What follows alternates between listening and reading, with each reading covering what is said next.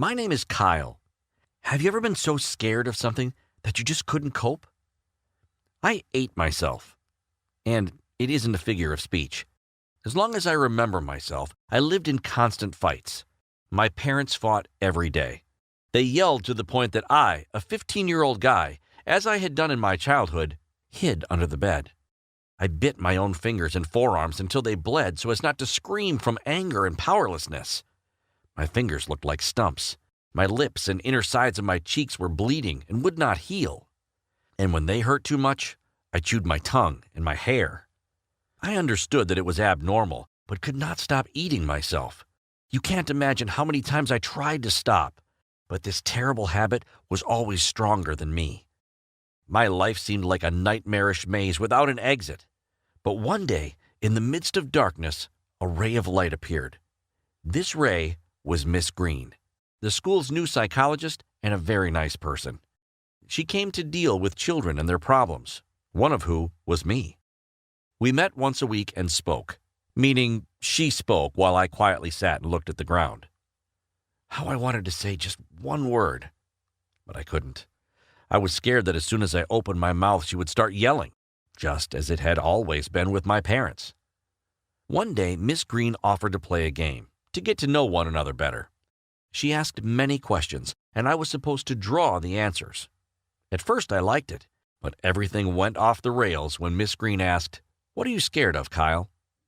I took a large piece of paper and drew for 2.5 hours. Though for me, it seemed as though not more than 2 minutes went by. All that time, Miss Green closely watched me and wrote down remarks in her notebook. When I showed her my drawing, all she could say is, "God, Kyle." In the drawing were the eerie shadows of my parents who I saw every day from under my bed. "I'm scared of getting the fear," was the only thing I told her throughout all of our sessions. Miss Green took the drawing with her, saying she wanted to show it to someone. She gifted me a drawing book in which I would draw. Among its pages there was a note. "Kyle, you're the most courageous person of all." I started carrying this note under my heart. Now, during my parents' fights, I didn't chew on my fingers, but I wrote in my book. It seemed like I wasn't too bad at it. My fingers, cheeks, and forearms finally started healing. I felt normal, and after each session with Miss Green, it became easier.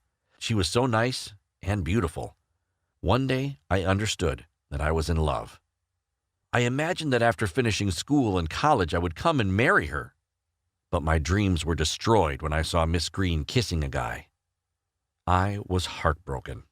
I wanted to scream. But instead, I hid under a bridge. I cried nonstop and bit my fingers, lips, cheeks, and forearms. In my fist, I squeezed the only important things for me, Miss Green's note.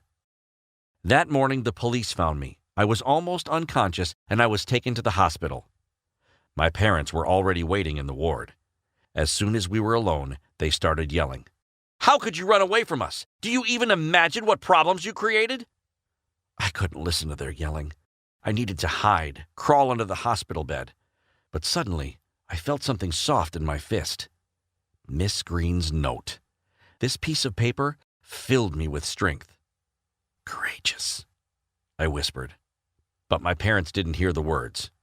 "The most courageous person of all is me, Kyle!" I yelled in such a way that they suddenly became quiet. Mom and Dad looked at me. In their eyes, I saw the same fear that followed me my entire life. "Shut up! Go away! I don't want to see you!" I yelled, repeating what they would tell me. Hearing the yelling, the doctor ran into the ward and got my parents out. Miss Green and the guy she had kissed came inside. He ended up being her fiancé and a teacher at one of the country's best art schools. His name was Gary. He told me that the best art critics and artists were amazed by my drawing. I was invited to participate in a contest to receive a scholarship to their school. A month later, I won it. I left my parents and started my studies. It was very hard for me to speak with people, but I already have friends. At the end of the story, I guess there's supposed to be an ending about the fact that I no longer bite my fingers or cheeks, but that's not the case. I just can't get rid of this habit. I used to eat myself because of fear. Now I do it when I draw with inspiration. Van Gogh cut off his ear, and God help me, I won't bite off my finger at some point.